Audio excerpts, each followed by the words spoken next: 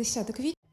It's April 10, Ukraine Media Center confirms starts its operation. My name is Svetlana Chaparenko, and now we will be talking about the situation in the border with Poland and the outlook for unblocking the checkposts for passage of Ukrainian cargo vehicles. Joining us in our studio is Andrii, the spokesperson of the State Bodyguard Service of Ukraine. Good morning, Mr. Andrii. Good morning. So let's start a conversation with the key topic of today's briefing, this situation in the border with Poland. What's going on there for the time being? What is the number of cargo vehicles being delayed in the border?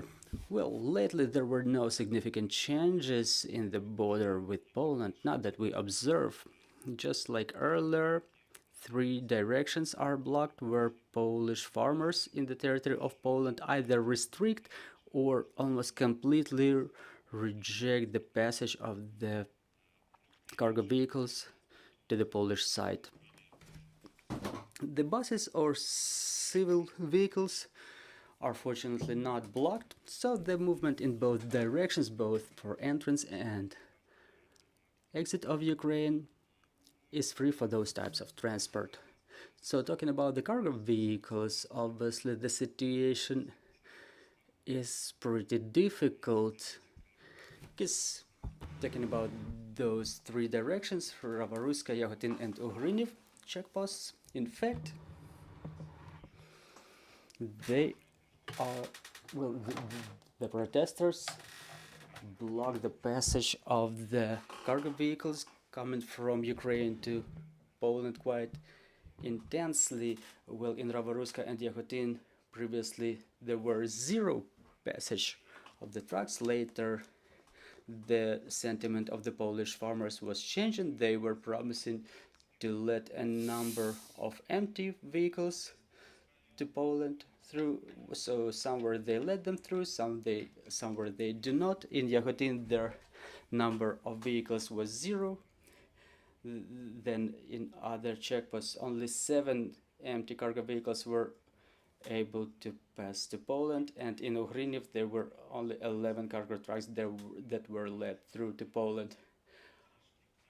On the Ukrainian side, the situation is a little bit better, but still it's far from being perfect. The perfect model that existed in those checkposts when the movement was not blocked. So talking about Ugrinev, there were 23 cargo vehicles that crossed the border over there within the last day. I think the situation is the most difficult in the checkpost of Yahodin. 70 trucks crossed into the direction of Ukraine within the last day, but again the capacity of the checkpost is different, and the biggest checkpost Yahodin, which is capable of passing 12 to 1400 cargo trucks per day, we see the figures, or we can say by the figures that the situation is difficult. The amount of vehicles in the line as of this morning is about 450 vehicles, 230, including 230 that are waiting to cross the border in Yahodin. So again, as the Polish protesters started blocking the movement for Ukrainian cargo vehicles, they were doing it in 6 checkposts, and then they've unblocked 3, including Krakivets and Shahini, and even there, despite the movement is going on there normally in both sides, still there is line, because the cargo transporters look for the checkposts where they can normally cross the border. So the number of vehicles in the line as of this morning in Krakivets was about 800 vehicles, and in Shahini it was about 600. So that's the information that we get from our Polish colleagues. Do the Polish protesters make any exclusions for any military cargo? Well, fortunately, just like earlier, the Polish farmers do not restrict the movement of humanitarian cargo and other important cargo that are coming from Poland to Ukraine or coming through the territory of Poland. In our checkposts, we still document this type of cargo incoming, whether there are any complications for them as they pass through Poland, specifically through those areas of concentration of Polish protesters. Well, it's difficult to say right now, but we have to understand that the Polish farmers, they don't stay in Polish checkposts so that we can see them visually, like they stay in the distance from the borders, from the checkposts, in the roads that lead to the checkpost, to the border. They create, so to say, places of blockade, the spots of blockade where they restrict the movement of the cargo trucks. Recently, there was an intergovernment meeting between the governments of Poland and Ukraine. According to your observations, did that meeting have any impact on the situation in the border? Well, if we analyze all the checkposts lately, basically the situation has not really changed in terms of figures, in terms of indicators. Three checkposts are blocked, three are unblocked. The total number of the checkposts in the border with Poland is 9, because frequently I'm saying, like, I'm hearing, I'm sorry, like that when we were talking about the 6 blocked checkposts, people were saying that the Polish farmers blocked all of the checkposts, but that was not true. It's 9 of them in total, but they have all their specifics for either cargo trucks or other categories of vehicles. So talking about the biggest checkpost with the biggest capacity for the cargo vehicles, including the cargo vehicles weighing over 7.5 tons, Shahini and Kharkiv. So basically 2 of them are blocked and 2 of them are unblocked. So as of today, what is percentage of the capacity to which it was reduced compared to its normal operation? Well, for example, Yagodin, within one day it could be crossed by about 1400 cargo vehicles. Within the last day, there were only 7 cargo vehicles in the direction of Poland and 70 in the direction of Ukraine. So it was quite a significant reduction. And that said, the checkpost of Yagodin, upon coordination with Polish side, was reformatted for passage of the cargo vehicles, and the light vehicles were forwarded to other checkposts in Yagodin.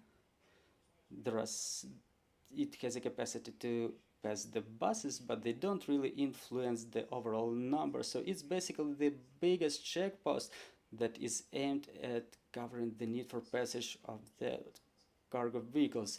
So talking about the situation in other borders, specifically the border with Belarus, what is the situation over there? Do you observe any provocations? And does the State Border Guard Service observe any concentration of the enemy troops, either Belarusian or Russian, in the territory of Belarus? Well, there are no changes lately in the border with Belarus. The situation is fully under control. We continue expanding our defense capabilities, reinforcing the border. We understand that this direction is still of threat because Belarus continues supporting Russia in the unprovoked war waged by the terrorist state against us. But thankfully, Russia doesn't have sufficient amount of troops on their side of the border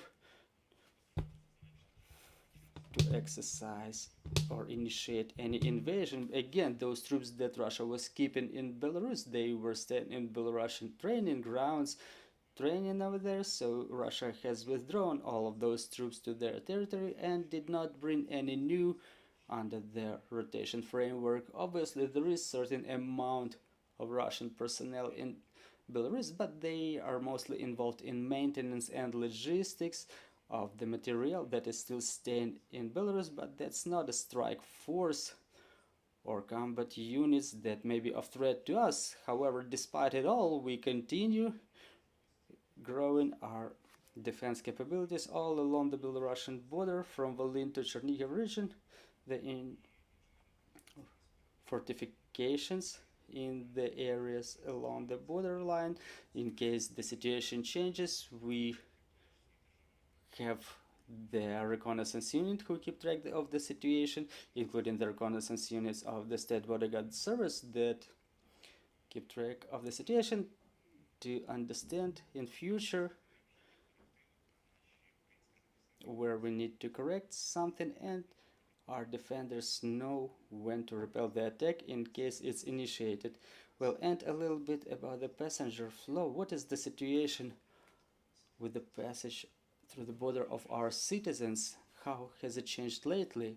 Well, lately, before the Easter holidays, we started observing the growth of the passenger flow. I cannot say there was some drastic change, but still it's gradually growing, and the dynamics is as follows. If previously during the weekdays the border was crossed by 75,000 people, now within the weekdays this number has grown up to 85-90,000. However, during the weekends the passenger flow grows up to 100,000 people. And talking about the dynamics, I was saying it's fluctuating. So within previous day there was 67,000 people crossing the border, and within the latest period, if we analyze the daily crossing, more people are entering the country rather than leaving.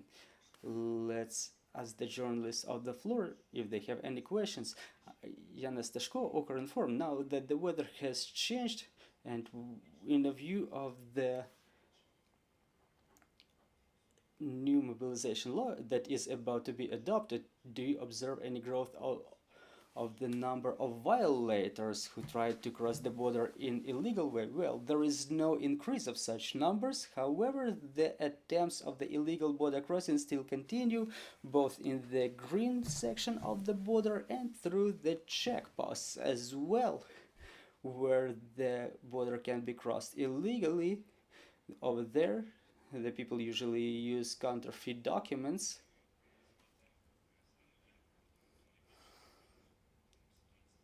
Talking about the green section of the border, the situation remains unchanged. We observe the biggest attempts of violation in the section of the border with Moldova and Romania, and in the checkposts, such violations happen mostly in the border, in the checkposts in the border with Poland, which is no surprise because the most of the passenger flow falls on that section of the border. It accounts for 50 or 55 border crossings all across the state border. Thank you very much, Mr. Andrii. Let me remind you, joining us was Andrii Demchenko, the spokesperson of the State Bodyguard Service of Ukraine, and we'll continue at 11:30. We will discuss the strikes on the enemy's navy and battles in the sea basin. Stay tuned.